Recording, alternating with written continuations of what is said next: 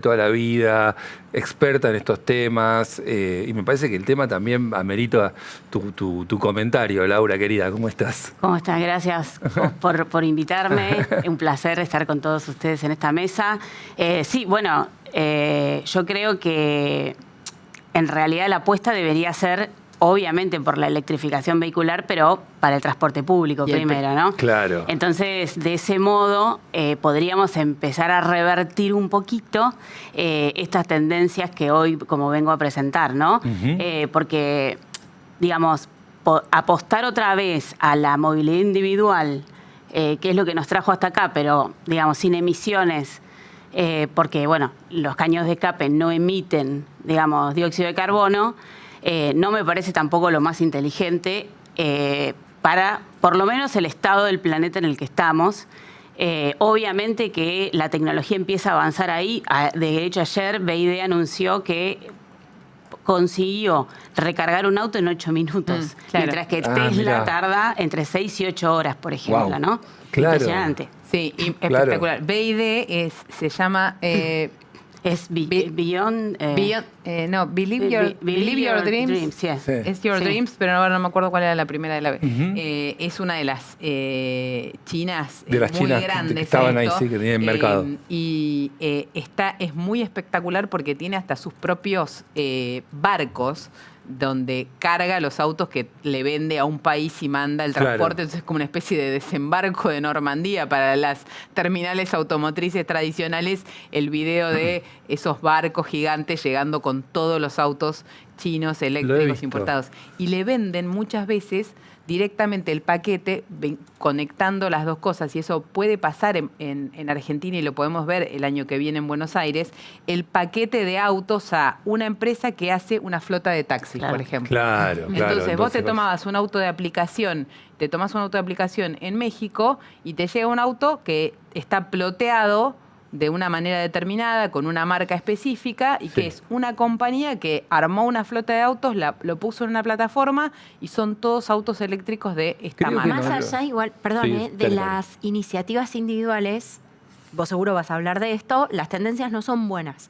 Y probablemente hay una correlación entre cambios de tiempos políticos y discursos políticos, posicionamientos de gente muy influyente, con los indicadores que vas a presentar, ¿verdad? Sí, bueno, absolutamente. Y está absolutamente también relacionado porque, bueno, BYD es China contra Tesla, que sabemos que hoy el hombre más poderoso del mundo, Elon Musk, es su dueño.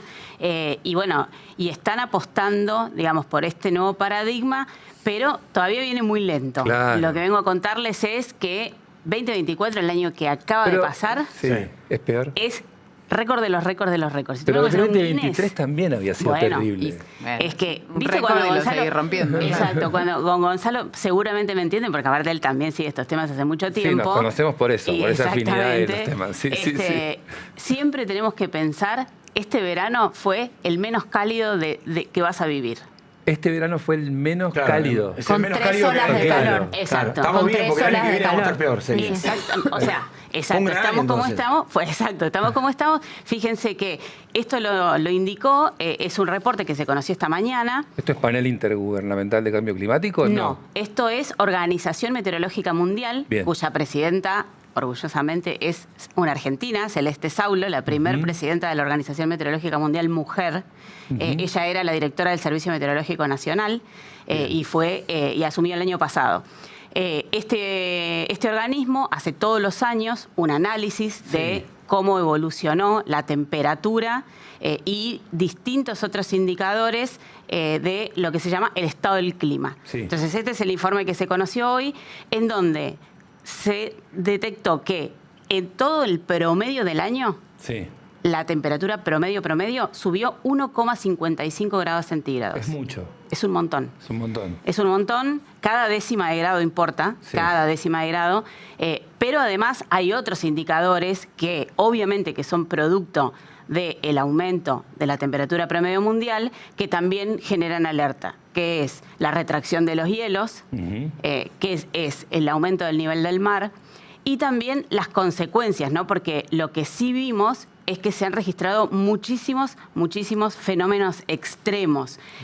Por ejemplo, solamente en América hubo 100 eventos reportados, 100 eventos extremos reportados. ¿Esto qué significa? Eventos extremos, cuando hablamos de eventos extremos, hablamos de lo que pasó en Bahía Blanca, hablamos de lo que pasó en México el año pasado, hablamos de la Dana en Valencia, hablamos, digamos, de todas estas cosas que por ahí, con la palabra, digamos, con el concepto de eventos extremos, como que no terminamos de asumirlos, exacto, y de mensurar cuál es el impacto que tenemos en nuestros cuerpos. Mira, Laura, ¿no? ahí tenemos la placa de lo que estás contando, ¿no? Bueno, ahí tenemos. El año que rompió todos los récords, 2024, 151 fenómenos meteorológicos extremos sin precedentes. Exacto, sin precedentes. Pero además, en América hubo 100. O sea, ustedes imagínense que 100 es uno cada 3 días.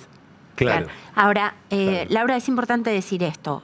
¿Todos tienen que ver con el cambio climático? Necesariamente, porque entiendo que después de cada uno de estos fenómenos se lleva adelante un estudio bastante exhaustivo para determinar la correlación con esa otra variable. No todos tienen que ver con eso, Sí, ¿no? en ese caso sí. ¿Todos? En estos casos todos tienen lo que vos mencionás, que se llama estudio de atribución, que es un estudio que los científicos hacen comparando, digamos, las situaciones que se dieron tanto a lo largo de la historia, con fenómenos similares en el mismo lugar, que lo que determinan es esto, sin el aumento de la temperatura no hubiera sucedido. No hubiera pasado. O sea, Clarísimo. Yo cuando escucho esto, miro y digo, ok, listo, ya está, perdí. Sí, Iba a decir lo mismo. yo me siento medio agobiado, pero digo, ¿y qué estamos haciendo para eso? No, bueno, podemos reciclar, ok, no la veo.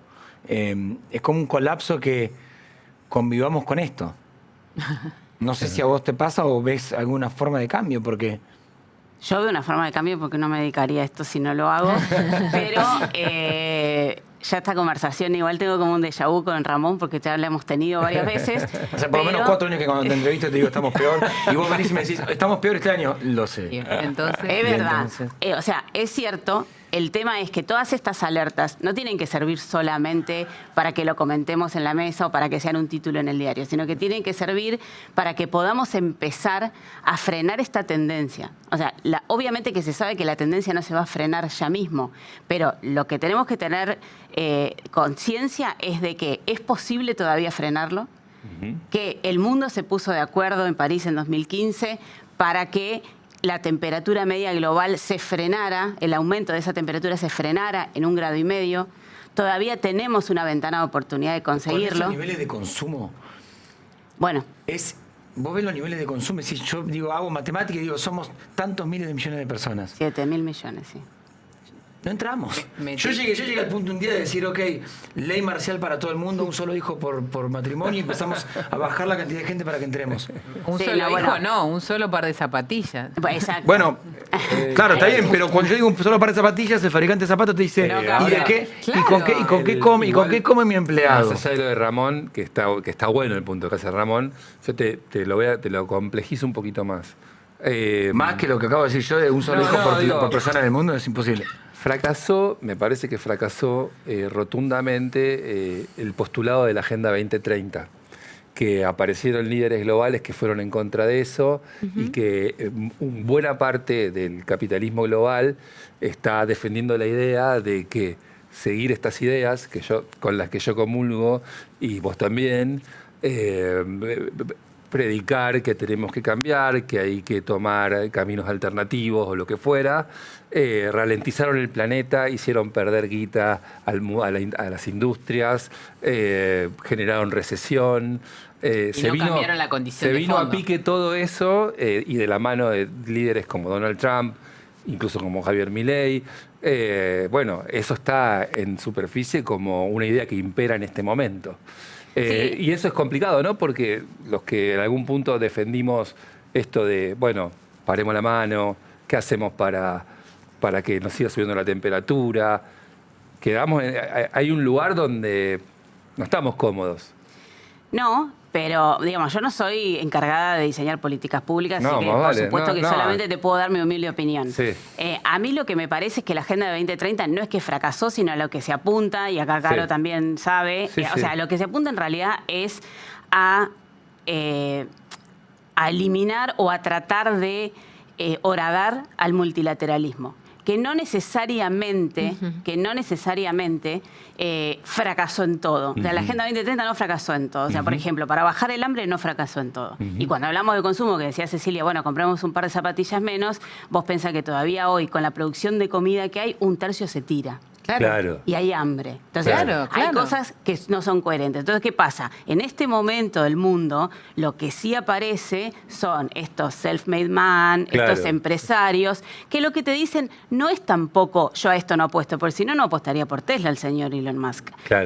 Lo que hacen es, yo quiero apostarlo con mis intereses y lo que hago es pongo a alguien gobernando, sobre todo, obviamente, en el país más importante del mundo, que no es la Argentina, precisamente, para que esas políticas o ese mensaje, porque tiene que ver más con una narrativa que con lo que en realidad se hace. ¿Sí? Claro.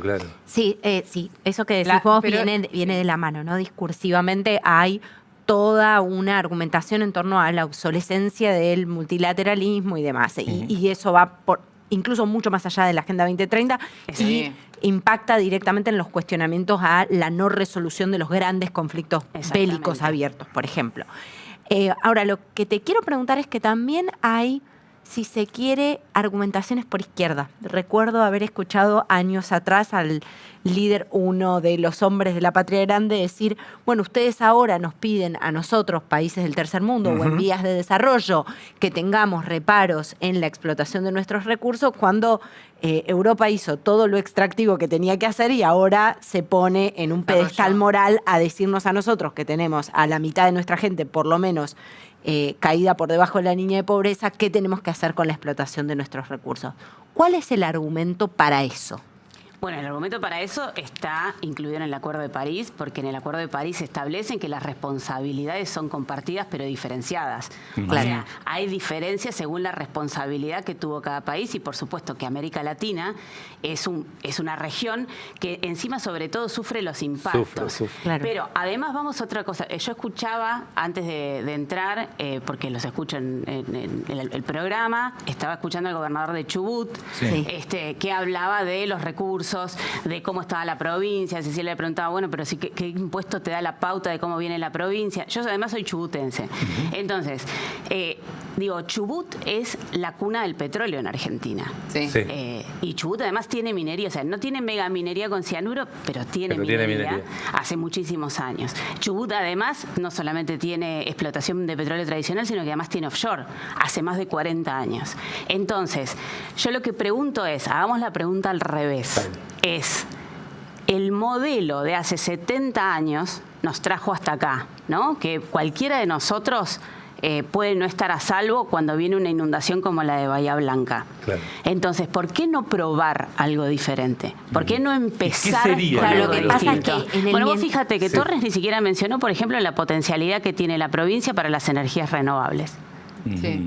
Y no se apuesta a las energías renovables, no se les da, recién ahora empieza esto, por ejemplo, ¿no? Bueno, empiezan a bajar tributos o a liberar de tributos a la movilidad eléctrica. No, la movilidad eléctrica tenía, perdón, Gonza, tenía patentes, no pagaba patente en la Ciudad de Buenos Aires y a partir de este año paga. Por eso, entonces, digamos, también tenemos que empezar a pensarnos, y es más, empezar a pensar para nuestros propios intereses, porque nosotros podríamos tener, por ejemplo, un gran debate de transición energética que incluya, o sea, la transición energética no es que mañana no tenemos petróleo, pero sí es ponerle una fecha. ¿Pero no existe ese debate, Lau, en Argentina? En Argentina no existe para nada. Las industrias mismas que son extractivas hay fecha puesta igual, de petróleo y lo que fuera, no invierten. La fecha se las va a poner el mercado, como termina sucediendo. ¿Por qué? Porque no van a fabricar más motores a combustión interna. Bueno, ¿qué vamos a hacer? Bueno, vamos a proveer energía. Obviamente, la matriz energética local tiene más del 75% de combustibles fósiles. Ahora, la cuestión tiene que ver con, ¿por qué no empezamos a pensar en infraestructuras que permitan, por ejemplo, la generación y la distribución regional de energía? con parques eólicos o con parques solares que permitan. Nosotros tenemos Y muchísimas. está la industria sentada, porque sin la industria, nosotros hablando de esto, sin un industrial acá, nos quedamos como mancos en el Bueno, sentido invitemos, de que, Martín totalmente. Dapelo, por ejemplo, de la Cámara de Energías Renovables, te lo puede contar y te lo puede decir. Hablemos Pero de energía hoy, distribuida. Por ejemplo, nosotros no podemos vender energía. Vos suponete que los autos lo quisiéramos enchufar en nuestras casas. No podemos. No podemos. No podemos primero porque no está el sistema, pero claro. además porque nosotros Sí, ni ¿por qué no siquiera... podemos? Sí, hoy se enchufan Claro, en pero las nosotros casas no los podemos autos. vender esa energía. Si nosotros fuéramos cobrarle a otro. prosumidores, exacto, prosumidores, que de hecho Sí. la ley existe y de hecho, por ejemplo, la ley de energía distribuida se cumple en Santa Fe, vos podrías hacer... Yo conozco gente en Capital que tiene que empezó, paneles y vende. exacto, Y vende. es que empezó, Eso está hay regulado. algunas, exacto, está regulado porque existe la ley, pero ¿por qué no se promueve? Claro. Cuando vos Ah. comparás, por ejemplo, cómo creció eso en Brasil, en San Pablo, es impresionante. Ya tienen, si no me equivoco, como 1 gigawatt de energía de Los vamos generación a llamar, distribuida. Vamos a llamar a Dapelo. dijiste. Dapelo, Martín Dapelo. Sí, No, no, Martín, súper. Santi es periodista. Ese es Que otro también muy está buen bien, pero periodista. también otro está colega, bien. otro colega. Un Pero besito, también otro está colega. vendido, que también está vendido. Me sí. parece que la palabra clave acá es transición. Digo, porque si no, parece que lo que se está planteando es, bueno, desenchufen el tomógrafo del hospital más cercano, pues no Claro. tenemos con qué abastecerlo de energía. Y además, algunas energías renovables tienen el problema de la intermitencia y del costo de producirlas, ¿no? Y eso hay que marcarlo. Todo es una cuestión de incentivos, Laura, para las empresas. supuesto. Si no es un negocio, si la ecuación es antieconómica, no hay forma de bueno. transicionar aunque suene bien. ¿No? Por supuesto, y por eso es necesario el Un diseño gobierno. de políticas públicas que tiendan a eso. Y por eso además dijiste clarísima la palabra clave que es transición. Pero la transición se piensa en el corto, en el mediano y en el largo plazo. Y ese pensamiento del corto, el mediano y el largo plazo tienen que empezar al mismo momento. Vos no podés pensar el largo plazo en el largo plazo. O sea, o el corto plazo. O sea, tenés Sí, que sí. empezar a pensarlo desde el mismo momento. Ese momento cero no arrancó.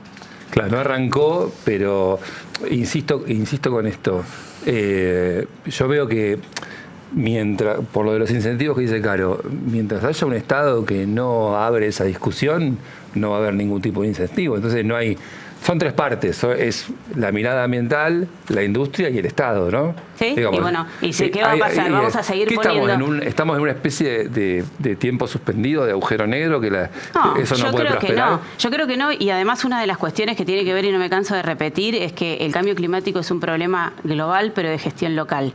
Entonces Ajá. es súper importante el rol de las ciudades, es súper importante el rol de los intendentes, y acá, si no, la otra opción es, si no nos adaptamos y si no empezamos esta transición, seguiremos pagando cientos de miles de pesos, de millones de dólares en restaurar, por ejemplo, una ciudad como Bahía Blanca que se quedó hasta sin universidad. Claro. Laura, la seguimos esta. Dale, la seguimos. Sí, ¿no? Y nos vemos fuera del Súper. estudio Gracias, también Lau. y charlamos. Cuando quieran. Gracias, Laura Rocha, experta en temas ambientales, periodista de la Organización Periodistas por el Clima, además, conocida de todos estos años de mucho laburo juntos. Nos vamos a el Congreso. ¿Se está picando el Congreso, Ramón? Sí, se está picando, como era de esperarse, se está picando picando, y ¿no? bastante. Por suerte estamos hablando adentro del Congreso. Ok.